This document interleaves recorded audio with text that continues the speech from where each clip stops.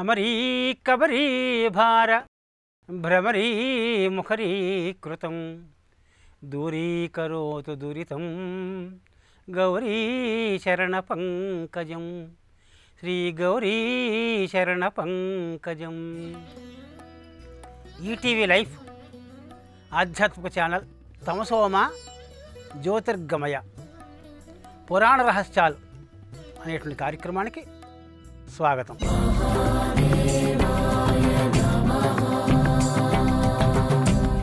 కొన్ని వేల సంవత్సరాల క్రితం చెప్పిన రాజ్యాంగ సూత్రాలు ఈవేళకి కూడా మన ప్రభుత్వం, మన పాలకులకి, మన రాజ్యాంగానికి ఎలా ఉపయోగిస్తాయో అనే విశేషాలు మనం తెలియజేసుకున్నాం.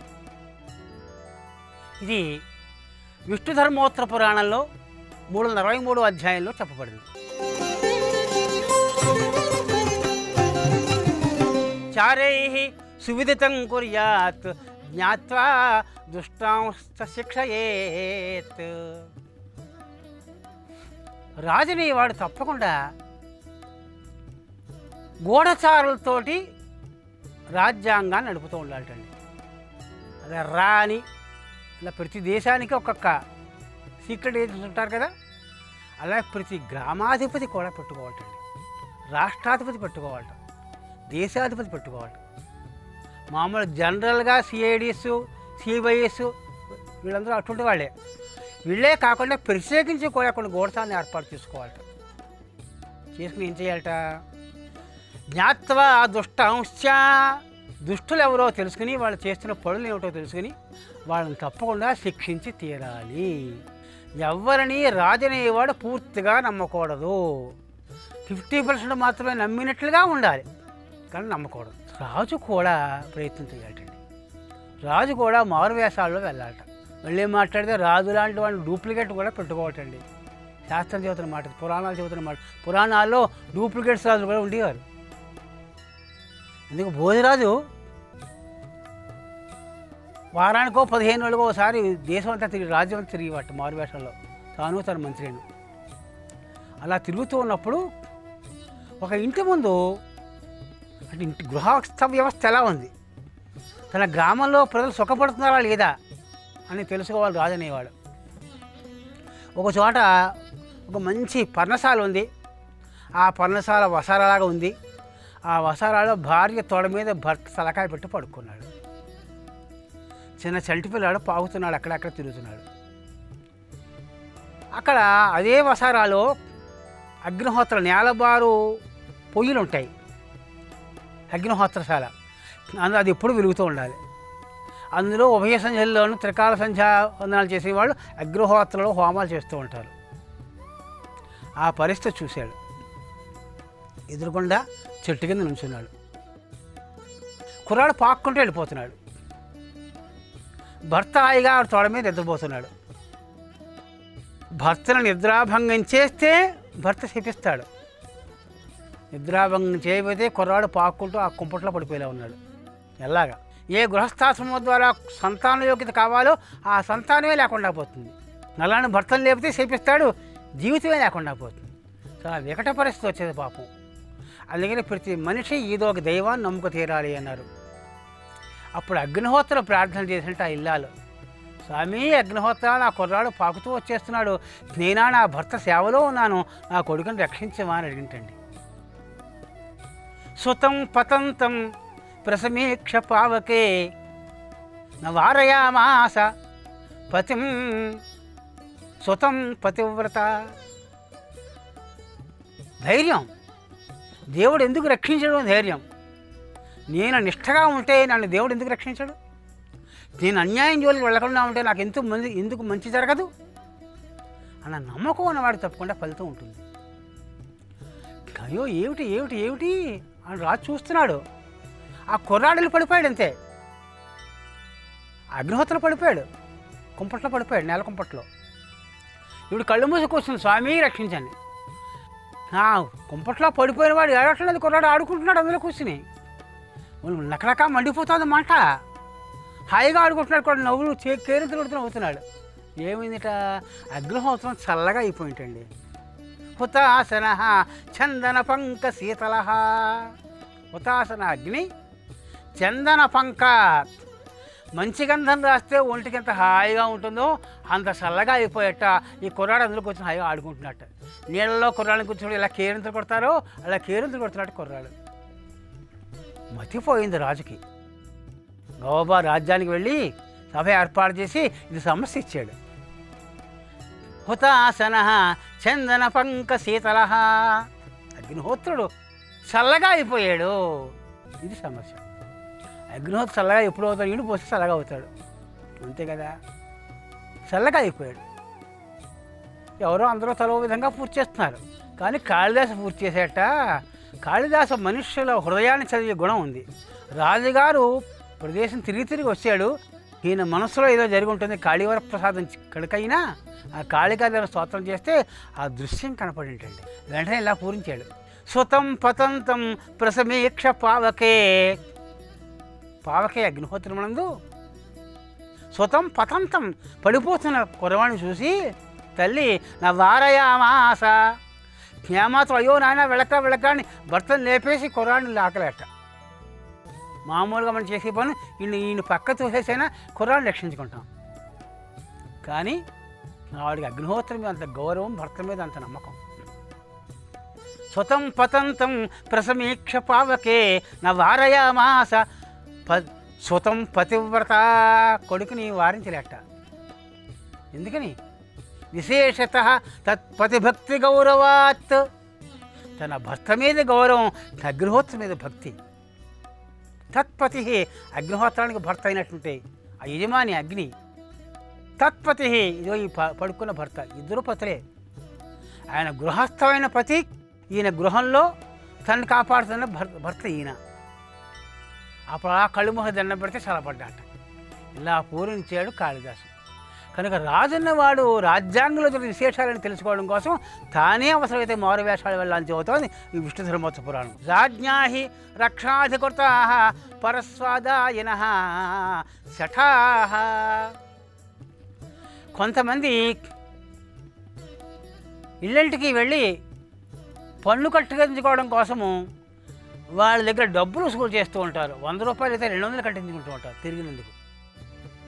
ఇలా లంచగొండల్ని జాగ్రత్తగా కనిపెట్టి వాళ్ళని సరైన శిక్ష వేయకపోతే ఆ రాజు ఆ రాజ్యం అంతా పాడైపోతుంట. ప్రజలకి రాజుల పట్ల వ్యతిరేక బుద్ధి కలుగుతుంది. ప్రజా వ్యతిరేకత కలిగిందో ఇంకా రాజు నిలబడలేడు. భృత్యా భవంతి ప్రాయేణ తేభ్యో రక్షేత్ వసుంధర. ఈ భృత్యులు రాజ్యంలో జరుగుతున్న అక్రమాలు చూసి కూడా రాజుకు చెప్పడానికి వెళతాను అంటే వాడు బాబోయ్ ఇంటూ ఓ 10 రూపాయలు 20 రూపాయలు 50 రూపాయలు, ఆదాళ్ళ 50 10 అదే ఎక్కువ చేతిలో పెట్టేసి బాబో ఈ పని మాత్రం రాజుగారికి తెలియకుండా చెయ్యి. కానీ లంచాలు ఎరసూపే మనుషులు ఉన్న సమాజంలో రాజు అనేవాడు ఎంత భృత్యుల్ని నమ్మినా ఆ భృత్యుల మీద కూడా నిఘా కోసం మరి కొంతమంది భృత్యులు పెడుతూ ఉండాలి. లంచగొండి తయారయ్యాడో వాడిని బట్టి 10 మంది లంచగొండి తయారవుతారు. ఒక్కడిని శిక్షణ జైల్లో కూర్చోబెడితే అన్నాడు ఎవడు కూడా లంచం తీసుకుని భయపడతాడు. కనుక లంచగొండి మూలంగా రాజ్యం భ్రష్టం అయిపోతుంది. జరగవలసిన న్యాయం జరగదు, ధర్మం నిలబడదు అనే ప్రధానమైన ఉద్దేశాన్ని రాజు కలిగి ఉండకపోతే ఆ ప్రజాప్రభుత్వమైన రాజరిక ప్రభుత్వమైన నాశనం కాక తప్పదు సుమాని చెబుతోంది ఈ విష్ణు ధర్మోత్తర పురాణంలో ఆ అధ్యాయం. మరో చిత్రం ఏంటంటే ఆ వేళ కూడా జ్యోతిశాలలు ఉండేవిటండి. ఆ జ్యోతిశాలల మీద 5% పన్ను వసూలు చేయాలట. రాజ్యాంగం కల్పించే ధర్మం ఏమిటి అంటే ఆడుకో, ఎవరికైనా పండగల నాడు ఆడుకోబుద్దేస్తుంది. దానికి ప్రత్యేకించి శాలను ఏర్పాటు చేసి దానికి ట్యాక్స్ వసూలు చేయాలట. రాజు అనేవాడు, అధిపతి అనేవాడు దాని మీద 5% ట్యాక్స్ వసూలు చేసుకోవచ్చుట.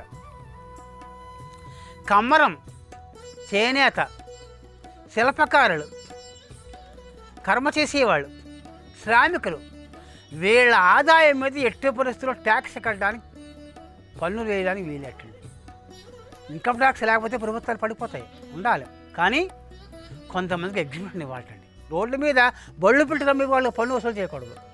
ఆ వేళ ఉంది, అదే సూత్రం ఈ వేళ పాటింపబడుతుంది. రాజ్యాంగం ప్రభుత్వం మారితే మార్చు, కానీ ఆ నియమాలు ఈవేళ పాటిస్తున్నారు. దేశీయ వాణిజ్యం మీద 10% పన్ను విధించి ఉండాలట, విదేశీయ వాణిజ్యం మీద 5% ఉండాలటండి. చిత్రం చూడండి. ఇక్కడ తగ్గించాలి, అక్కడ ఎక్కువ ఉండాలి కదా. కాట ఇక్కడే ఎక్కువ ఉండాలట, అక్కడే తక్కువ ఉండాలట. దాని మీద ట్యాక్స్ కేవలం 10% మాత్రమే వసూలు చేయట.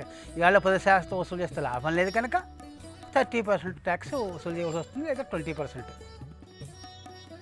కనుక విదేశీయ వాణిజ్యం మీద 5% మాత్రమే పన్ను కట్టాలట. ఆ ఏళ్ళ పన్నుని కరము అనేవారు. సుంకము లేదా కరము, సంస్కృతంలో కరము, తెలుగులో సుంకము, పన్ను. దీన్ని మట్టి కొండలు చేసుకునే వాడి మీద పన్ను వేయకొట్టండి. రాచెప్పులు, జాడీలు, వడ్రంగ వస్తువులు, ఈ పనులు చేసేవాడికి ఎట్టి పరిస్థితుల్లో పన్ను వేయడానికి వీలెట్టండి. వీళ్ళ చేత కాస్త రాజు ఇంటికి తీసుకొచ్చి పనులు చేయించుకోవచ్చు. స్వర్ణకారులు ఇంటికి తీసుకొచ్చి పనులు చేయించుకోవాలి. స్వర్ణకారుల్ని, చేనేత వస్త్రం, పట్టు వస్త్రాలను నేసేవాడు. రాజుకి వాళ్ళ హక్కుట. రాజుకి తన రాజ్యంలో పనిచేస్తున్న వాళ్ళ చేత ఉత్తినే చేయించుకునే హక్కుట. అంటే ఉత్తినే చేయించుకోవాలి, హాయిగా భోజనం పెట్టాలి, వాడి కుటుంబాన్ని పోషించాలి. వాడికి సంవత్సరానికి ఇంతని ఒక మక్తా లాంటిది ఇవ్వాలి, ఇన్ని బస్తాలు కొలవాలి వాడికి. కుటీర పరిశ్రమల్ని రాజు ఉద్ధరించాలి అని చెప్పడం దీని తాత్పర్యం. ఖచ్చితంగా కుటీర పరిశ్రమల మీద పన్నులు ఉండకూడదు. ఫ్యాక్టరీలు అంటే వేరే విషయం. మనిషి చేత్తోడు చేసే వస్తువుల మీద దేని మీద పన్ను ఉండకూడదు అని చెబుతాం శాస్త్రం. అంతేకాట రాజన్న మాట రాజ్యాంగబద్ధమైన వస్త్రాలు ధరించాలటండి. రాజుని వాడు శుద్ధంగా పరిశుద్ధంగా ఉండాలట, సాత్వికమైన రూపాలు ధరించి ఉండాలట. రాజులకు వేషాన్ని వేసి ఉంచాలి. సత్యతప్పుడు అని రాజు ఉండేవాడు. సత్యతప్పుడు ఎప్పుడు సత్యాన్నే పాలిస్తాడు.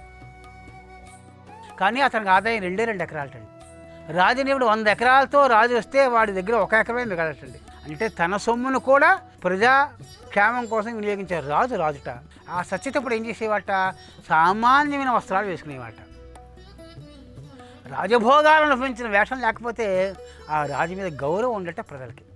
వీడికి ఎంత డబ్బునే ఇంతేనా కక్కుర్తి అనుకుంటారట. అలానే ప్రజాధనాన్ని వెచ్చిపెట్టుకుని శుభ్రంగా తాను భోగభాగ్యాలను అనుభవించకొట్ట. ప్రజాధనాన్ని ఖర్చు పెట్టి ఫ్లైట్ల మీద తిరక్కోట. తనకు వచ్చిన ఆదాయంలో తనకు జీతం ఉంటుంది, ఆ జీతాన్ని మాత్రమే వాడుకోవాలి. ఆ సత్యతప్పుడు అలా చేసేవాట పాపం. ఆయన భార్యకు కూడా నగలు లేవట. ఒక రోజుని చుట్టాలు వచ్చారట. ఆవిడ ఎలా ఉంది, ఇంట్లో కట్టుకునే చీర ఎలా ఉంటుంది అలాగే ఆ చీరే కట్టుకుందట. మెడలో మహా అయితే ఒక చిన్న హారం ఉందట, మంగళసూత్రాలు, బంగారం గొలుసు మంగళసూత్రం. అదేటమ్మా, దేశానికి చక్రవర్తి లాంటి ఆయన భార్య నువ్వు, గొప్ప పేరు ప్రతిష్టలు ఉన్నాయి నీ భర్తకి, మరి ఇంత సాదాసీదంగా ఉన్నాయోటమ్మా, డబ్బంతా మీ దంపతులు ఎక్కడా చేసుకుంటారమ్మా అని వేళాకోళం ఆడేట వచ్చింది వాళ్ళు. ఆవిడకి అవమానం అయ్యి ఆ రాత్రి తన భర్తకి చెప్పింట. ఓహో అవును, ఇప్పుడు ఏం చేయమంటారా? మన్నాడు సమావేశం ఏర్పాటు చేసే రాజు, న్యాయాధిపతులు, ఇటువంటి సమస్య వచ్చింది. రాజుని వాడు రాజస్వం చూపించకపోతే ప్రజలకు గౌరవం ఉండదంటున్నారు. నేను నా ఆస్తి తప్ప నేను వాడుకోను. ఇప్పుడు ఏం చేయాలి? ప్రజాధనం నేను వాడను, ఏం చేయమంటాను న్యాయాధిపతిని అడిగట్టు రాజు. అప్పుడు వాళ్ళు చెప్పారు, స్వామి, దుష్టుడు ఎవరైతే ఉంటే మన రాజ్యంలో అన్యాయార్జితమైన సొమ్ము సంపాదించబడి ఎవడైనా ఉంటే వాడిని కొల్లకొట్టి ఆ డబ్బు మీరు సగం రాజ్యానికి ఇచ్చేసి మిగతా సగంలో 3వ వంతు మీరు వాడుకోవచ్చండి అని న్యాయాధిపతులు తీర్పు ఇచ్చారు. సరే, అయితే పరమదుష్టుడు, హింసాకారుడు, దుర్మార్గుడు ఎవడున్నాడో చూడండి అన్నారు. రావణాసుడు తప్ప ఎవరూ లేనటువంటి వాడు అన్నట్టు. రావణాసుడు కాలంలో ఇది. రావణాసుడు ఉన్నాడండి, మరి వాడిని దానికని వాడి మీద దానికి వెళదాం అన్నట్ట. మంత్రిని పిలిచేట. రావణాసుడి దగ్గరికి వెళ్ళి, నువ్వు కప్పం కట్టమన్నాడు మా రాజుగారు, ఎందుకంటే రాజర్పు వైభవం శోభించాలట, అందుకని నేను కప్ప కట్టమన్నాడు అన్నాడు. ఆజ్ఞ వేశాడు. రావణాసుడు డిమాండ్ చేశాడు. రాజుగారే సామాన్యమైన గుడ్డలు తొడుక్కుంటే ఆ మంత్రి గారు అంతకంటే సాదాసీదా వస్త్రాలు ధరించేశాడు. ఎక్కడికైనా నీ వస్త్రాన్ని బట్టి నీ గౌరవం ఉంటుంది. చిరిగిపోయిన బట్టలు, మాసిపోయిన బట్టలు కట్టుకెళ్తే నీకు గౌరవం ఉండదు, నువ్వు ఎంత గొప్పవాడైనా. ఆ మంత్రిని చూసి ఎవడో పిచ్చాడు రాజ్యంలోకి వచ్చాడు రా అని ఆ రావణ సభలో అందరూ పకపకా నవ్వారట. రాజా, నేను రేపు పొద్దున్న దాకా ఉంటాను, నువ్వు మర్యాదగా సాయంకాలం నాకు కౌలు పట్టు, సాయంకాలం కాడ మళ్ళీ నేను వస్తాను, నువ్వు ఏర్పాటు చేస్తే సరే సరే, లేకపోతే చూసుకో అన్నట్టు. రావణాసురుడిని ఎవడైనా ఇలా అనగలేవాడు ఎవడైనా ఉన్నాడా? సాదాసీదా బక్క మనిషి ఒక మూల. సాయంకాలం దాకా అక్కర్లేదు, ఇప్పుడే చెబుతున్నాను, మా రావణాసురుడికి రూపాయి కూడా మీరు పట్టుకెళ్ళారు. రూపాయి అంటే రూపాయి కదా ఆవేళ ఆ మారకం. ఏమీ పట్టుకెళ్ళారు, వీళ్ళు చెప్పుకోండి, దిక్కుని సార్ చెప్పుకో అన్నారు. సరే అలాగా అన్నట్ట. ఒకసారి బయటకు వెళ్ళాట, ఇసుక తెచ్చాట, కొన్ని ఇసుక తెప్పించండి అన్నట్ట. ఓ తెట్టండి ఇసుక తెప్పించేటండి. ఆ ఇసుకతోటి లంక 4 ప్రాకారాల గోడ కట్టేటండి. ఇసుకతో గోడ నిలుస్తుందా? సిమ్మిడితో కొడితేనే గోడలు పడిపోతున్నాయి అన్నాడు. ఇసుకతో గోడ నడవడం ఏంటండి? సేమ్ ఇసుకతోటి ఆ రావణాసుడి అంతఃపురం, ఆ రావణ లంక, ఆ రాజ్య ప్రాకారాలు 4 ప్రాకారాలు కట్టేసేట. ఎలా కట్టాడు? సత్యతప సత్యతప సత్యతప రాజుగారు పేరు చెప్పుకొని గోడలు నిలబెట్టేటాడు. రాజా, ఇదిగో ఇది నీ ఉత్తరం, లంకకి నీ ఉత్తరం వైపు గోడ, ఇప్పుడైనా చెప్పు, మించిపోయింది లేదు. మా రాజుగారు ధనం ఇచ్చి పంపిస్తావా పంపించవా? రాజు గర్వంగా, రావణాసురుడు గర్వంగా కాళ్ళ మీద కాళేసి నవ్వుతున్నట్ట. ఓ పోటు పొడిచాట ఉత్తరం వైపు గోడని. అంత ఎత్తు ప్రాకారం మొత్తం రావణ రాజ్యంలో ఉత్తరం ఎత్తు ప్రాకారం అంతా కూడా కలిసిపోయి సముద్రంలో కలిసిపోయింట. మతులు పోయింట రావణాసురుడికి. ఇదిగో ఈ దక్షిణ వైపు కూడా పొడి చేస్తున్నానన్నట్ట. అయినా ఏమవుతుందో చూద్దామని ఏం మాట్లాడలేట. దాని పోటు పొడిచేట, పడిపోయింది. రావణ రాజ్యంలో, లంకా రాజ్యంలో ఉన్న దక్షిణ వైపు గోడంతా పడిపోయింట. అన్ని వేల మైళ్ళు విస్తీర్ణం గల గోడ పడిపోయింట. సభ అయిపోయింది. సరే రేపు రెండు చూద్దాం అన్నట్ట. రావణాసుడు లోపలికి వెళ్ళిపోయాట. ఆ రాత్రి ఏదో ఆలోచిస్తున్నాడు.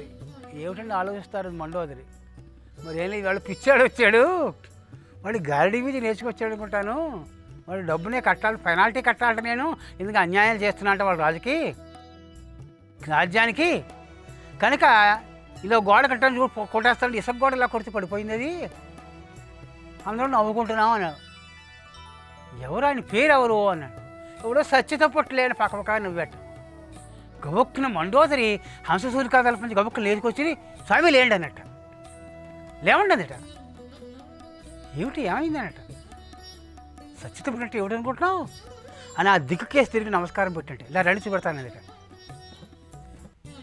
పైకి తీసుకెళ్ళంట. తెల్లవారుజామున అప్పుడే వెలుగు వస్తుంట. పావురాలని లేపంట, నూకలు తెచ్చంట. ఆ నూకలు ఎలా వేసినట్ట. పావురాలారా, ఇదిగో మీకు ఆహారం తీసుకోండి, ఇది రావణాసురుని యొక్క రాజ్యంలోని నూకలు వేస్తున్నాను, మీకు తినండి అందట.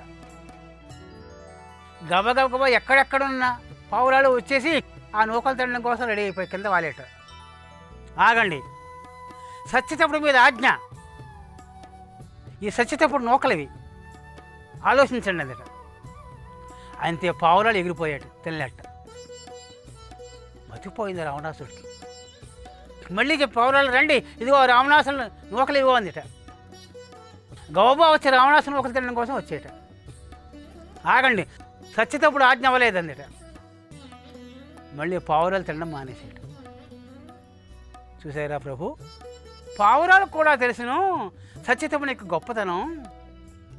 ఆయన తలుచుకుంటే లోకాలు మాడిపోతాయి, లోకాలు మసైపోతాయి. దేవతలు కూడా ఆయన కాళ్ళ దగ్గరికి వస్తారు. నువ్వేమిటయ్యా, నీ లెక్క ఏమిటి, వెళ్ళు, అసలు అడిగిన దానికంటే అనేక రెట్లు ధనం పంపించు. ఎవరిని అడగడాయన, న్యాయబద్ధంగా నడుస్తాడు. సత్యతపుడు ఆయన పేరు, సత్యమే ఆయన తపస్సు అని చెప్పడంతో ఆ మన్నాడు సభ ఏర్పాటు చేసి రావణాసురుడు మంత్రిని పిలిచి ఒక 8 బాలు బంగారాన్ని పట్టుకెళ్ళమని తెప్పించేట. అప్పుడు అన్నట్ట ఆ మంత్రి, మా రాజుగారు రాజ్యంలో మహారాజుకి భార్యకి ఆ రాజ్యంలో ప్రజలకి సరిపడా ద్రవ్యం మాత్రమే తెమ్మన్నారు.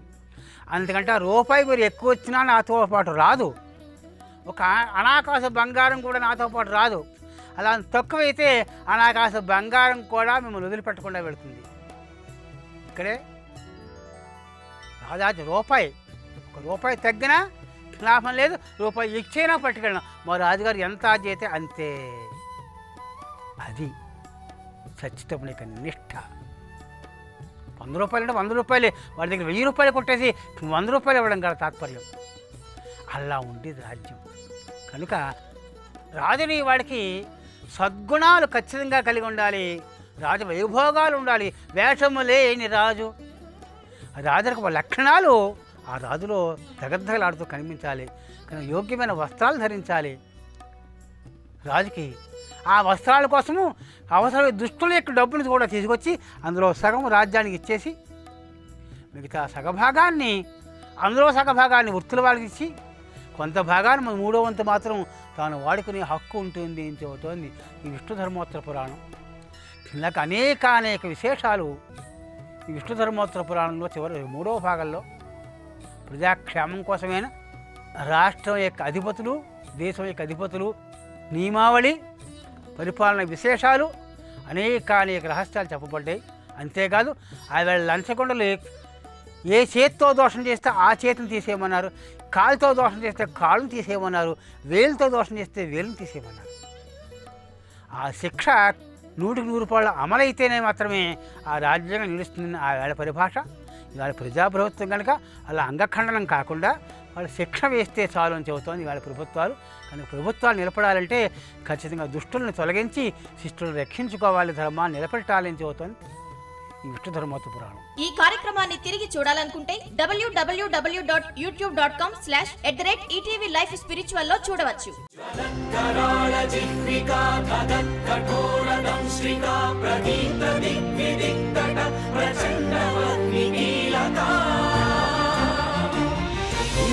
सहस्र शत सहस्र कोटि कोटि केसर